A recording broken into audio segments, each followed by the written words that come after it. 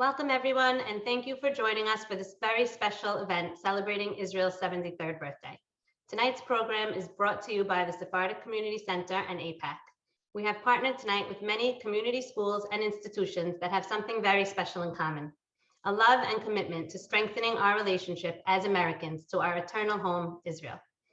Thank you to the SCA, DSN, Magen David Yeshiva, Barkai Yeshiva, Hillel Yeshiva, iLead, United Hatzalah, the Allegra Franca Women's Bet Midrash, and Moreshet Yerushalayim for joining with us tonight. This community-wide event would not have been possible without the support of our generous sponsors, Z and Meirav Dweck, whose dedication to Israel and bringing unique events to our community are unparalleled.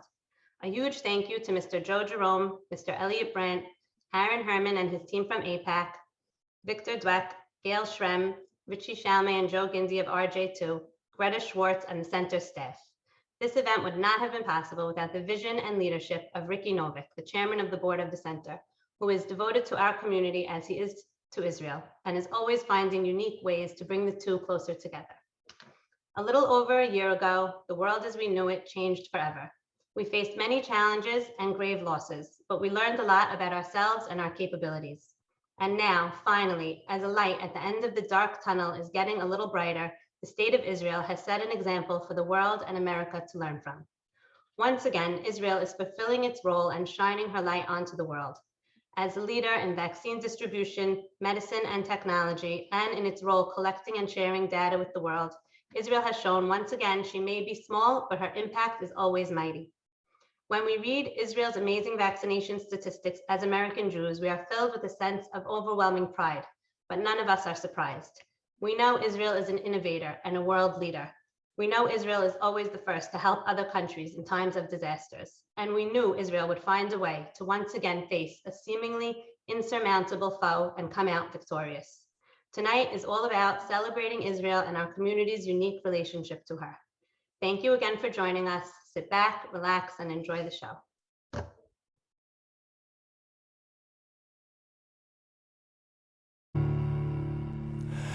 אמא, אני אוהב אותך באמת, היית אמא הכי מדהימה בעולם, יותר ממה שאפשר לבקש.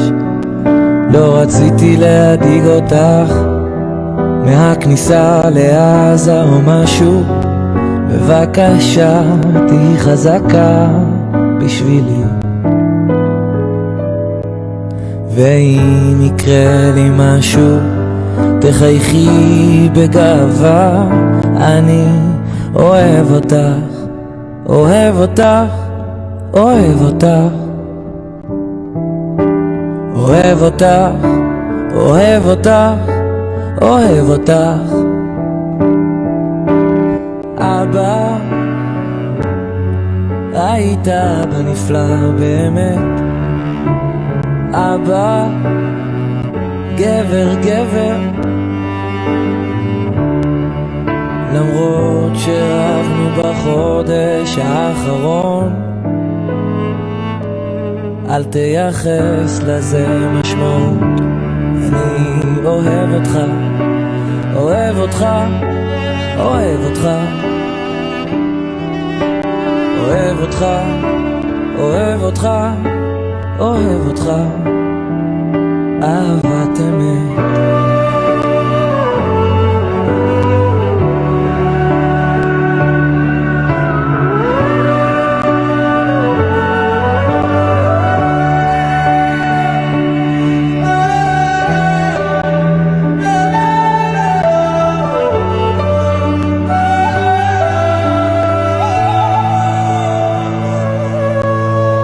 שחף שיר לי ולכל הקרובים והחברים,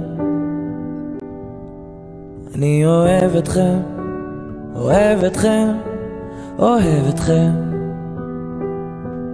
אני אתגעגע אליכם ומקווה שלא תתגעגעו אליי, כי אני שמח שנפלה בחלקי הזכות ליפול למען המדינה שלי. אני אוהב אותה, אוהב אותה, אוהב אותה, אוהב אותה, אוהב אותה, אוהב אותה. אז אם אתם קוראים את המכתבים, כנראה שהלכתי לישון. לילה טוב, שון.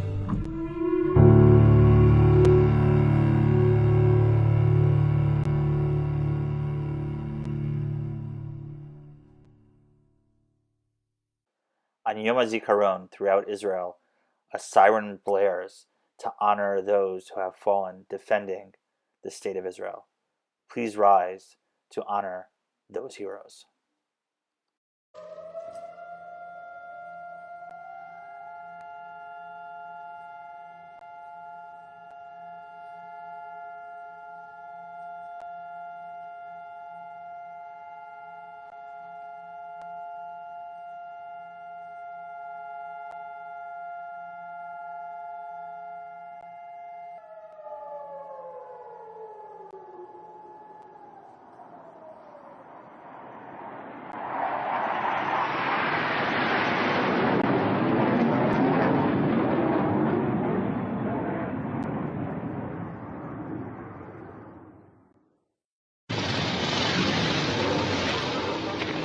ביום שישי, ה' באייר תש"ח, 14 במאי 1948, אחר הצהריים, באו המוזמנים אל בניין מוזיאון תל אביב בשדרות רוטשילד 16. הם התבקשו לשמור את סיבת ההזמנה, טקס הכרזת העצמאות, בסוד. אבל בבואם מצאו את חצי העיר ממתינה להם.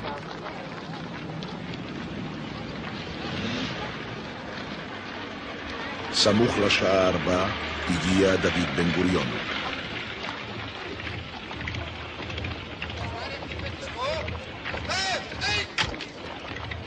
כל חייו היו מסע אל הרגע הזה. זוהי זכותו הטבעית של העם היהודי, להיות ככל עם ועם עומד ברשות עצמו במדינתו הריבונית, אשר תפתח לרווחה את שערי המולדת לכל יהודי, ותעניק לעם היהודי מעמד של אומה שוות זכויות בתוך העמים. לפיכך נתכנסנו אנו חברי מועצת העם, נציגי היישוב העברי והתנועה הציונית, ביום סיום המנדט הבריטי על ארץ ישראל. ותוקף זכותנו הטבעית וההיסטורית, ועל יסוד החלטת עצרת האומות המאוחדות, אנו מכריזים בזאת על הקמת מדינה יהודית בארץ ישראל, היא מדינת ישראל.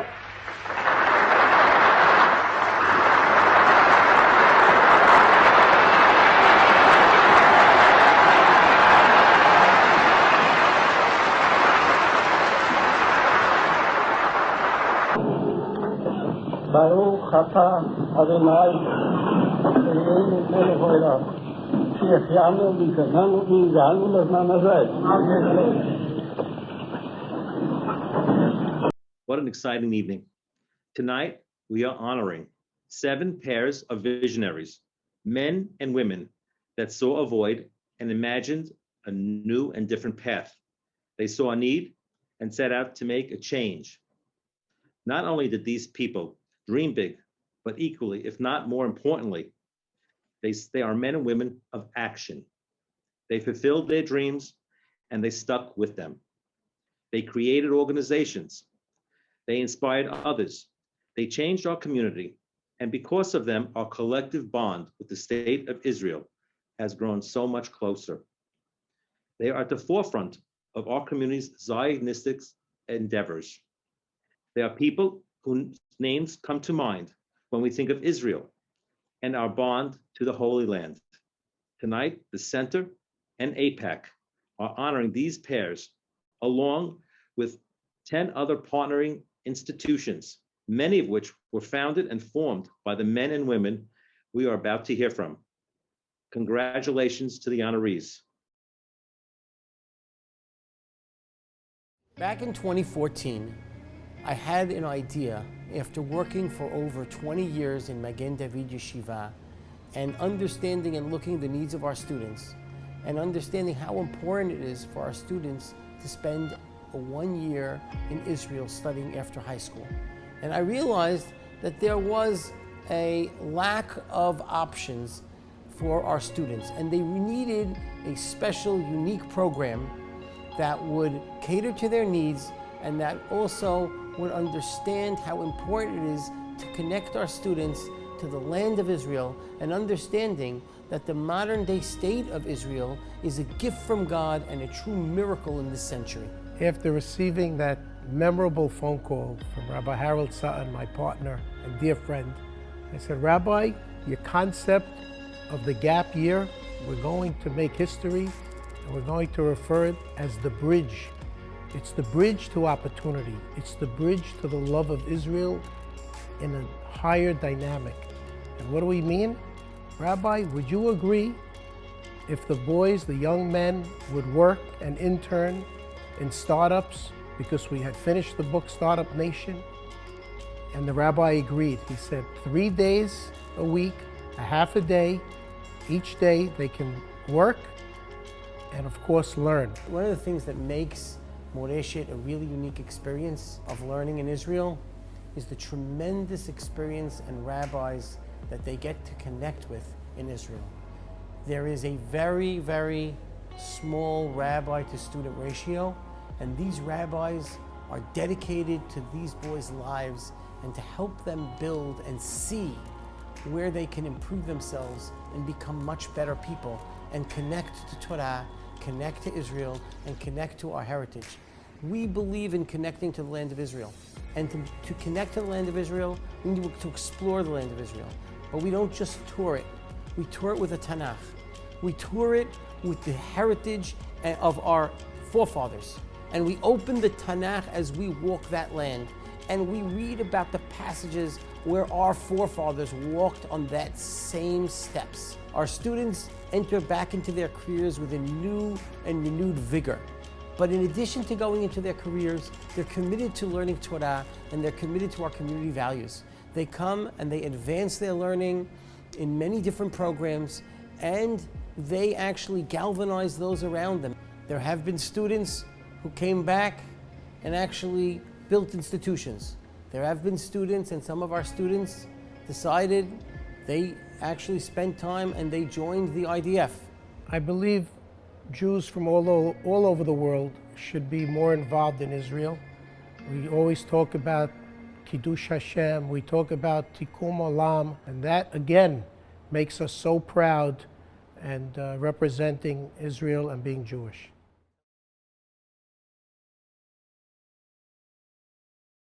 When I came into Flatbush High School, my world opened up to different kinds of Jews and to Israel, the state of Israel. My daughter Jeannie was in Flatbush, and Rabbi Besser, I knew from my 8th grade in Magen David. He used to come as a guidance counselor. Jeannie became his right arm in the office, doing things and helping him. And I came into school one day and he said to me, Susan, I have a dream. I want to go do chesed in Israel with families.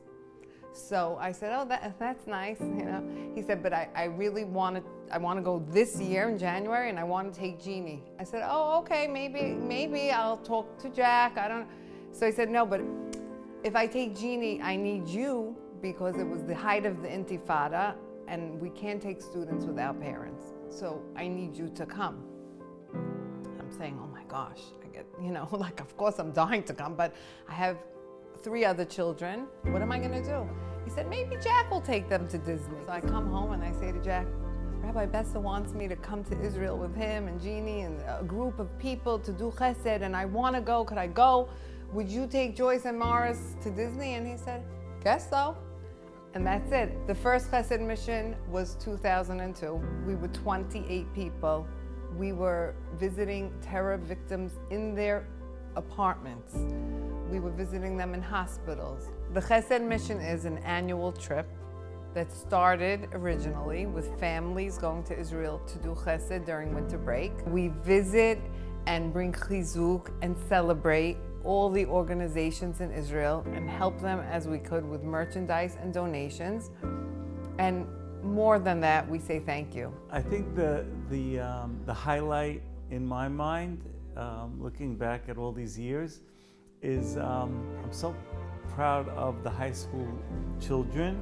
They come back home, they appreciate their brothers and sisters and their parents, and of course they've now been touched in ways that they can never be touched back here in Brooklyn. I feel like it's not only changed our family, but of course it's definitely changed the community. It's taken Chesed to a whole nother level. I do sometimes tell the kids before we leave to be aware, because whatever they like to do in Israel, there's some kind of spin-off of it to do here.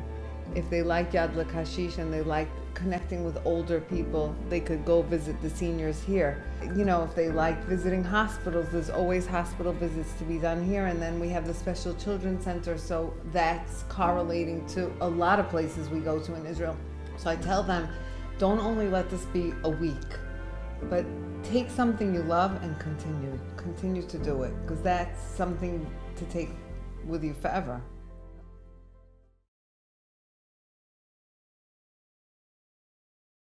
I was drafted to the Israeli army when I was 17, almost 18. Served there for 2 years.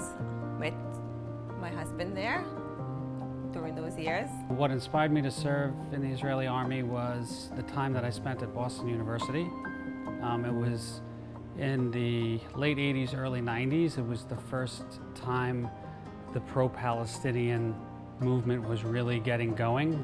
I was a political science major, and I focused on the Mideast, and the more I learned about it, the more I felt that I wanted to do something after college for Israel, and many of my friends were doing the same thing. So I decided if I was going to do it, I was going to go to the Army. The inspiration for starting the iLead program was really multifold. I had the experience in the Army that was a tremendous development period for me as a person, and also my awareness and my love for Israel, and it was something that I felt was missing for our community kids, and I thought if we could ever have a program like this, like the Army, without the danger, and still maintain the growth elements of it and the bonding with Israel and the greater Jewish people, that it would really be a win. iLead is a program for community kids between their junior and senior year of high school, where they go off to Israel as a group, a maximum of 45 kids from sort of all different sectors of the community, and they go through a challenging program where they're kind of roughing it. They spend some time in the Army, spend time in the field, they don't spend time in hotels, and they get to interact with all different levels of society, secular, religious, political, apolitical, left, right. We kind of let them draw their own conclusions at the end. Once the iLead pioneers come home, I think that they have a deeper appreciation for the challenges that Israel is facing. In the 10 years iLead's been running, we've had now over 400 graduates. You can see the difference that they make in the community. I can't talk about iLead without talking about Sheila Plesser, who was my partner in starting the program, and Richie Shalmi, who's been running the program for many years. So Jeffrey has a vision that seems odd to everybody around him, but he is very consistent and he works very hard at it, and he just proves to people around him, me, that ideas like iLead are not just a dream, they're reality. One of my mentors happens to also be the founder of the center, Morris Bailey. He's been a tremendous inspiration to me in my work, not only for Israel, but in the community in general. And I look up to him greatly, and he's a giant. And if people knew even 1% of what he actually does, they would be amazed.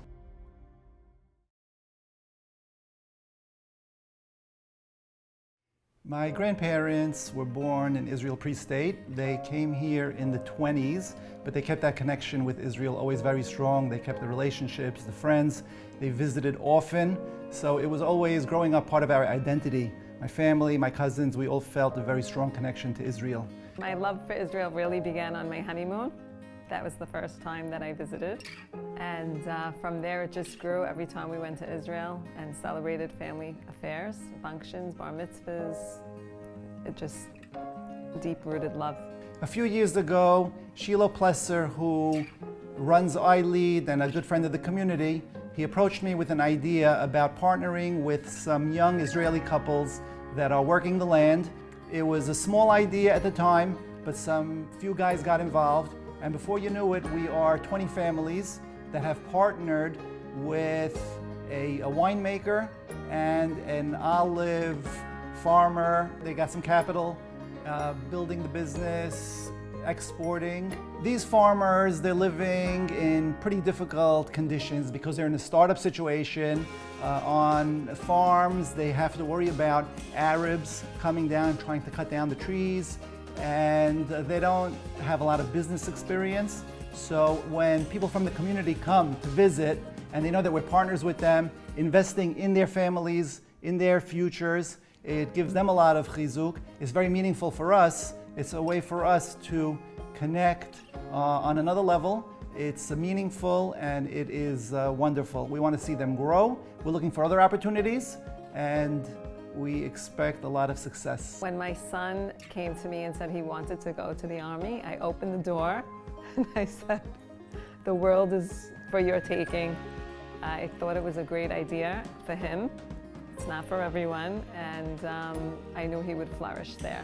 Joseph joining the Army was the best decision he ever made. He signed up for a year and a half, and I remember getting the call one day, and he said, Dad, I'm going in for 3 years. I said, Joe, you know what you're doing? You sure, you're sure? He says, yes. I said, I trust you. And it was really the best move. My great-great-grandfather was Yosef Ben Nun. He was chief rabbi in Yafo in the late 1800s. And here we are 5 generations later, and it's my son Joseph Ben Nun who moved back to Israel. It's coming full circle in a way, and I am sure that my grandparents would be very proud. You know, people ask me all the time, how do I feel about my son living in Israel? And I think it's the greatest thing, and God willing, we'll all be there one day.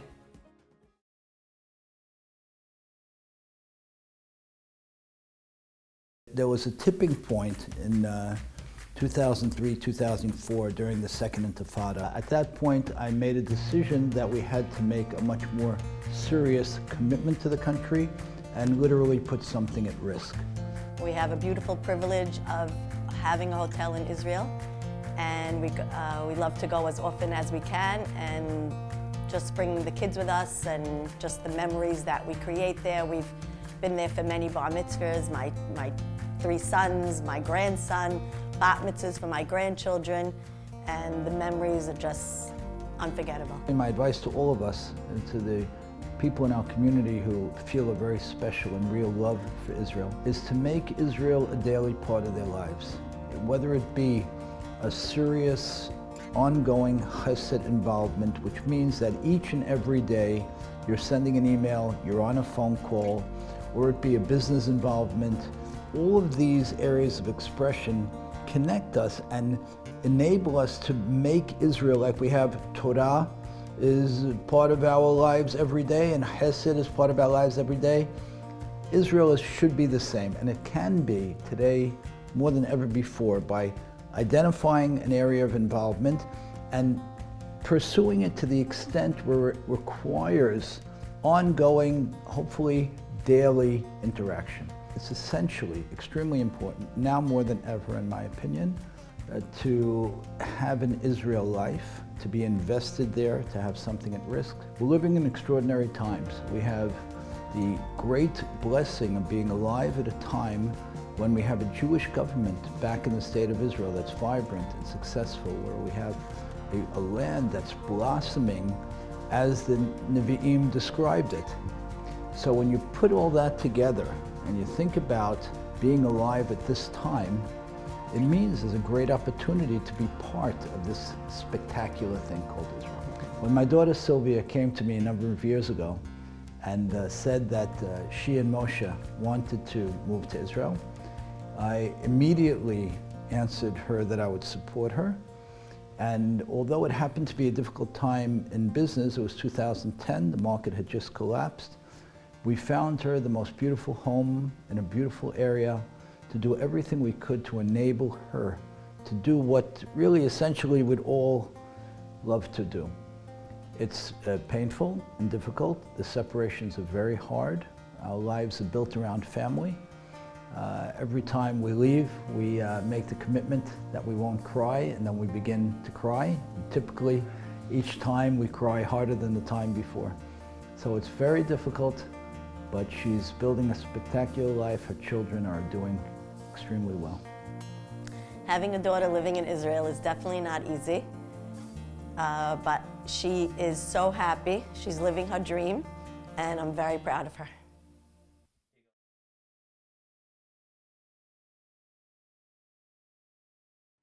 So in the beginning of 2013, Sam Sutton and David Hiddery came over to me in shul and suggested that I get involved in AIPAC. I told them I had no idea what AIPAC was. They didn't have a lot of information on it either, but they said that it's a really important organization, that the community is not at all involved, and that I should start getting involved. AIPAC is a lobby organization. They work with all members of Congress, 435 members of Congress and the 100 members of Senate, and they work to strengthen the U.S.-Israel relationship. So Jack went to Policy Conference and was blown away by the pro-Israel work that AIPAC does. And then the next year I brought a few friends with me, and after that a few more friends. And year after year we started to grow, and the community, today we just came back from conference and we were close to 400 people attending. She spoke a lot about something called Iron Dome, and at the time we hadn't heard of it. And she explained to us that it was a defense system that AIPAC had just gotten for Israel. We didn't know what it was or what it did. We just knew there was a lot of excitement that America had given Israel the money to create this program. Fast forward a couple of months, that summer we were in Israel for my daughter Yola's bat mitzvah, and it was just something that we always kind of take for granted. We go to Israel on happy occasions to celebrate. It's a place of celebration for us and for a lot of the community. And we were there that summer, and I was on the beach in Tel Aviv with my children, just spending the day, and all of a sudden a siren went off, and it's hard to get off the beach by yourself, but for sure with children in tow. And Jack and I grabbed the kids and started to run, and that's when we heard a boom, like just this sonic sound. And then we heard a second sound, and what that sound was Iron Dome knocking the rocket out of the sky. And I looked at my children and I said, guys, that was Iron Dome, and that's what AIPAC does. And we were hooked from then on. One of the biggest challenges we're facing today is the partisan nature of politics. You know, if you're a Republican, then everything with the Democrats is wrong, and if you're a Democrat, everything with the Republicans is wrong. And the only way that we succeed is by having Congress as a whole, both Republicans and Democrats, in a bipartisan way, approve the bills on behalf of Israel. We can't get the $3.8 billion a year without a bipartisan effort. It's amazing to see the community this involved in politics and this involved in Israel. It's inspiring what we've built in such a short time. We very much believe in the importance of the state of Israel and how much strength it gives us, even living here, to know that we have the state of Israel, how important that is for us and our children.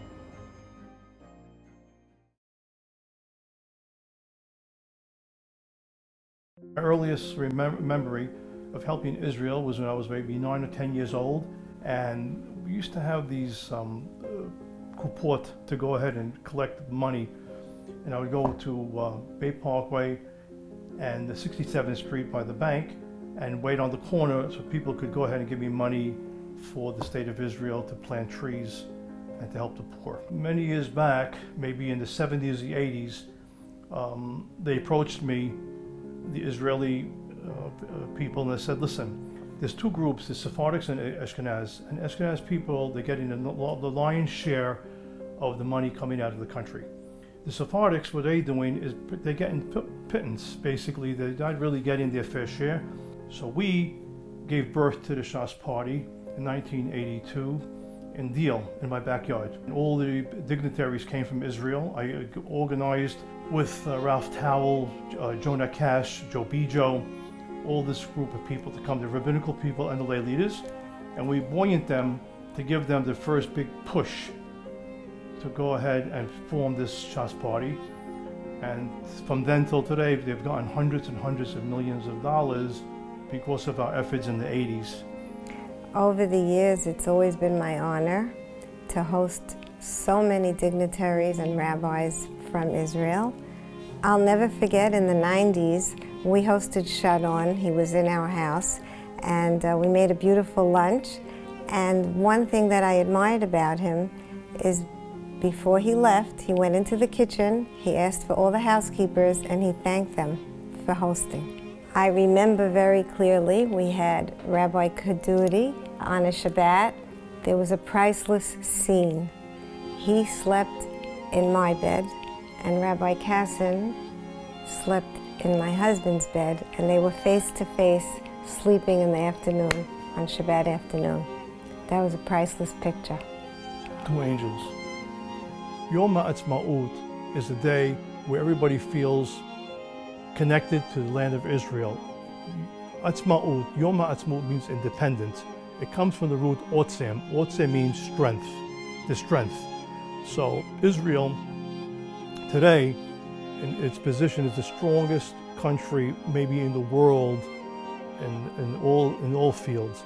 So we feel that the center did a tremendous job in Yom HaAtzmaut, promoting it and showing the importance, what it means to have that day and celebrate that day as a day to memorialize.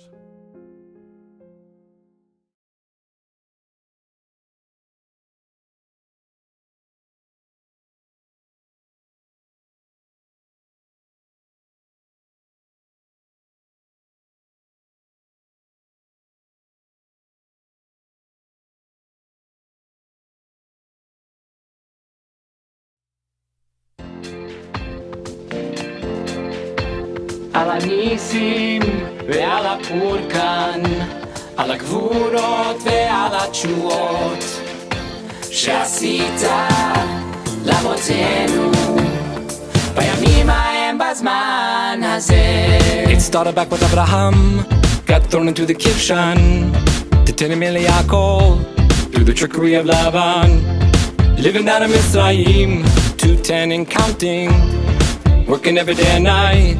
בחומר ולבנים וישמע השם נקתם ויזכור אותנו מסר מכות לקריאה ים סוף כהרף עין we were בני חורין על הניסים ועל הפורקן על הגבורות ועל התשועות שעשית לאבותינו בימים ההם בזמן הזה, בימים ההם בזמן הזה. אחשוורוש והמן in the city of Shushan ביקש להשמיד, להרוג ולאבד את כל היהודים ביום אחד, והיוונים בימי מתתיהו החשמונאי רצו לשכחנו הום את תורתנו. המן ובניו תלו על העץ ונהפוך הוא ומסעת גיבורים ביד חלשים, ביד צדיקים, ביד עוז כתורתך. על הניסים ועל הפורקן, על הגבורות ועל התשועות שעשית לאבותינו בימים ההם בזמן הזה, בימים ההם בזמן הזה.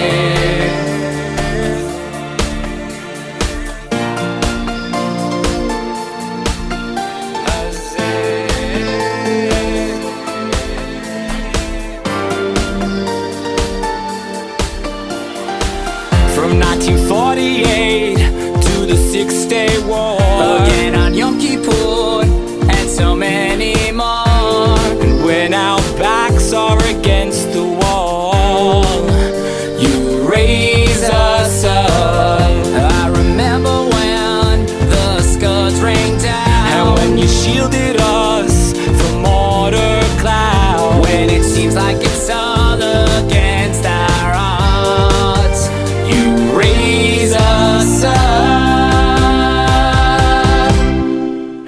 על הניסים ועל הפורקן, על הגבורות ועל התשועות שעשית לאבותינו בימים ההם בזמן הזה.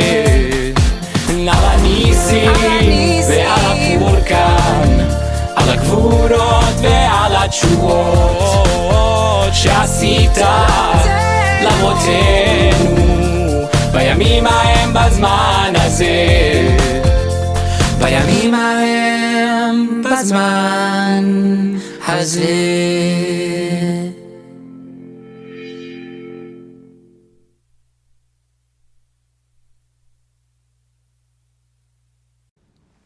Hi, I'm Elliot Brandt, AIPAC's Managing Director for National Affairs.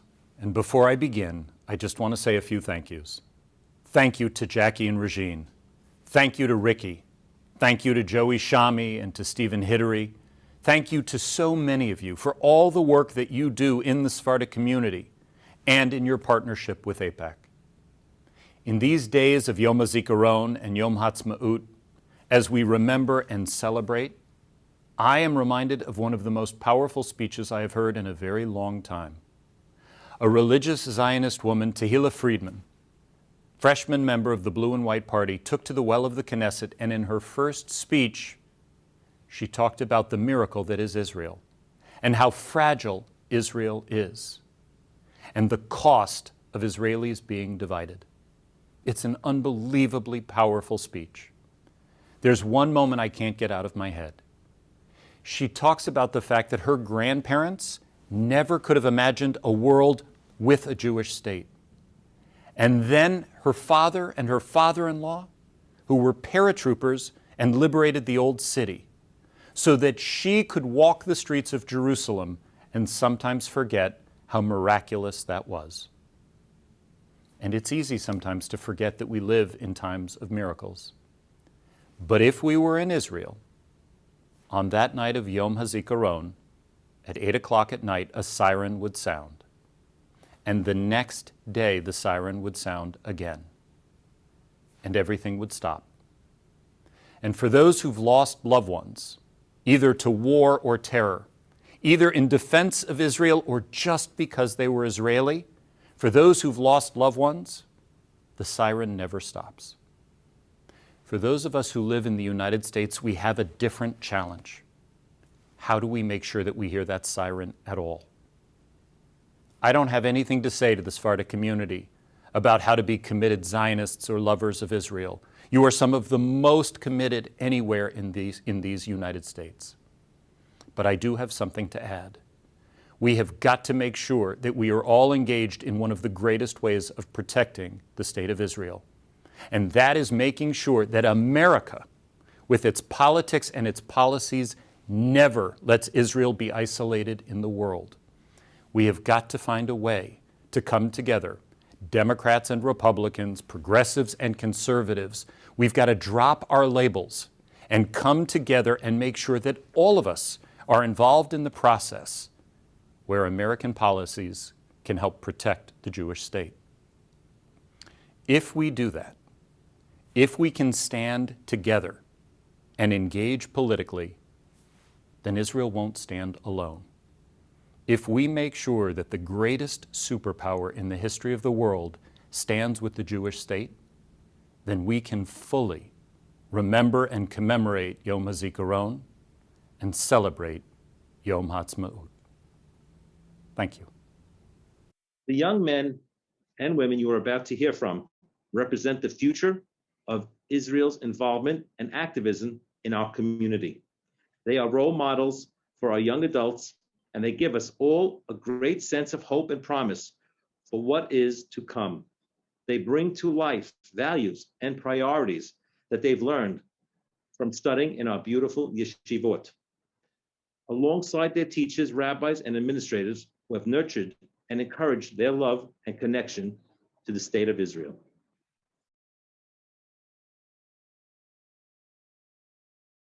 I have a tremendous amount of gratitude towards Mag and David for everything they gave me and everything they helped me develop into as a young leader. Hillel Yeshiva has really done a good job of instilling myself and all the other students with a deep love for Israel over the years. So Barkai and Flatbush both definitely fostered a sense of Zionism. Magen David Elementary and High School built the foundation of chesed in my life. They always taught us to take the initiative and give back to people, whether it's in our community or beyond. Barkai really helped foster my love for Israel and set me in the right direction for my future. One of the reasons I'm now serving in the IDF has got to be because of Barkai Yeshiva. Hillel has always brought in different kinds of speakers that always talk about the importance of Israel and how we need to hold it so close to our hearts. The one main thing about Barkai is that they bring in families and Banachir from Israel, so they are a school that's always incorporating Israel in everything that you do. When I went to Magen David High School, I could always remember them bringing in soldiers that really inspired us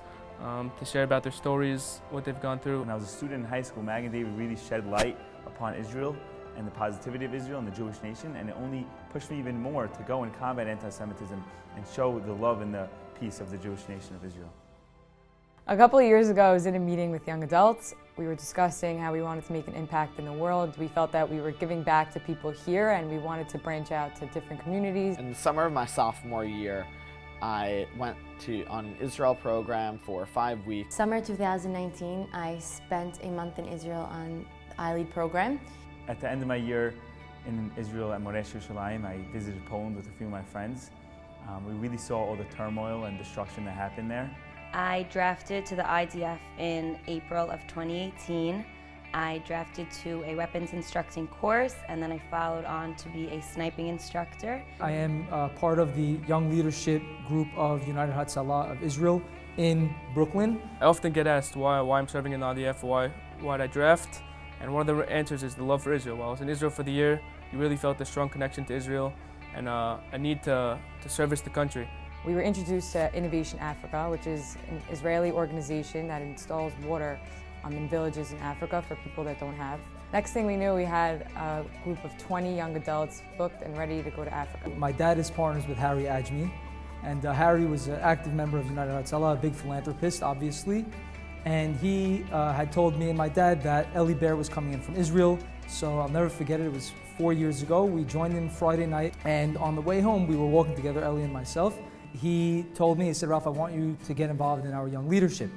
I had spent the summer in Israel, and our counselor, who was in the army, said something that really changed my perspective. He said that Israel is not an emergency exit that you go through when things go wrong wherever you are in America, in Europe, wherever it is.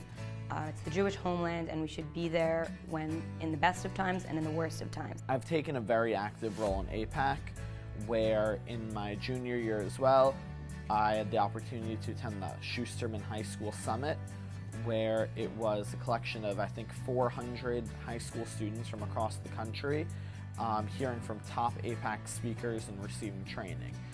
From there, it just springboarded into my involvement and invitation to join the APAC National Teen Board. It's a group of 11 students that are tasked with working with the Leadership Development Director to set the agenda for the high school department at APAC. So when I got back from my year in Israel, I really saw that there was an onslaught of anti-Semitism. I felt that there needed to be something to be done, there needed to be a change, there needed to be education. So my shooter happens to be, his sister was a Bachelorette in Barkai Yeshiva, which is the craziest coincidence I've ever heard of. This past year, I spent my gap year in Midrashat Eshel that was located inside of the old city. And it was the most amazing and beautiful experience that I've ever experienced in my life. 2 months later, I'd say in around March, I got an email from Eli that they were doing their first ever delegation to Israel. So the requirements were a little challenging. They asked us to raise an ambucycle, which at the time was $36,000, on top of covering the cost of the trip. I approached 10 community families. I told them, I said, we're gonna donate this ambucycle from the future and current leaders of the Syrian Sephardic Jewish community of Brooklyn.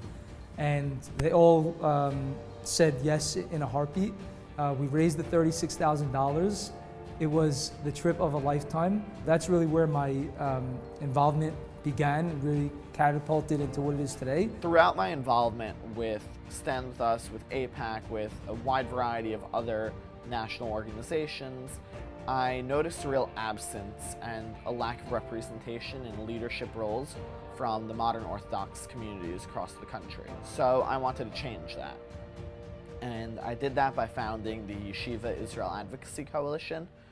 So this coalition, it aims to bring together the students from all of the modern Orthodox Yeshiva day schools across the country to create a network for students to always have to reach out on and look back at for support when they enter the college campuses. So me and my friends decided to start this organization to combat anti-Semitism. We were lucky enough to be in the Old City when I was studying in Midrashat Eshel, and the corona rules were that you were only allowed 1,000 meters, and we were given the opportunity that in our 1,000 meters was the kotel. So regardless that it was closed to the whole entire country, we were able to go every single day. Sometimes I was the only one there, and it inspired me to help grow my love for Israel, feel connected and learn, and pushed me to grow. Right when we were in basic training, it was the beginning of Corona. Israel freaked out a little bit. They had a statement that all soldiers are going to close 28 days, at least bare minimum, all combat soldiers. And what happened to be, it turned out to be 40, 50 days.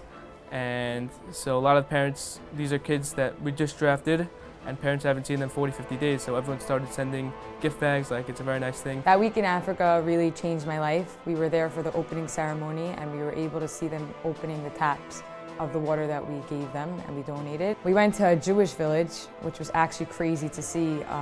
There was a rabbi there with the kippah. We were in shul praying with Jewish African children. They had, some people wearing skirts. They were saying berachot. We were there for an opening ceremony to install a mezuzah on the doors, which was very nice. I've never seen happier people in my life. They have nothing, and it was crazy that they were able to be happy with that. I'm so passionate about United Hatzalah because of what they represent.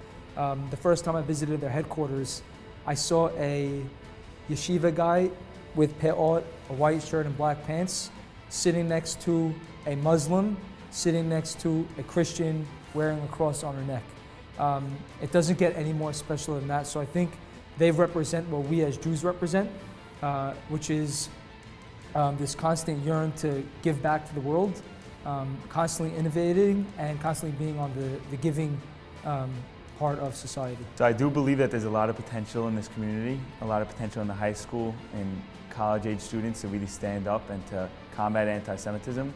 So we truly feel that we could really implement different educational programs, whether it's in high school or colleges, to help combat anti-Semitism and help combat this greater goal. Almost every soldier had one, except for me because my parents are in America.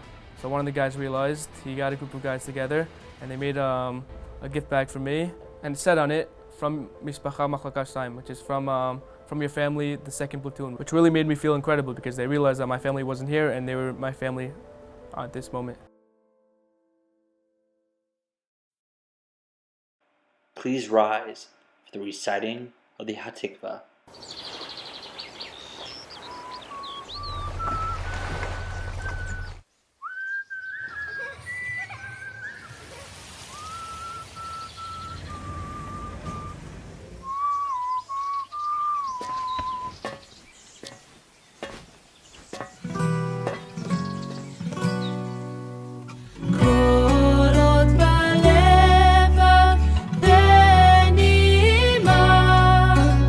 נפש יהודי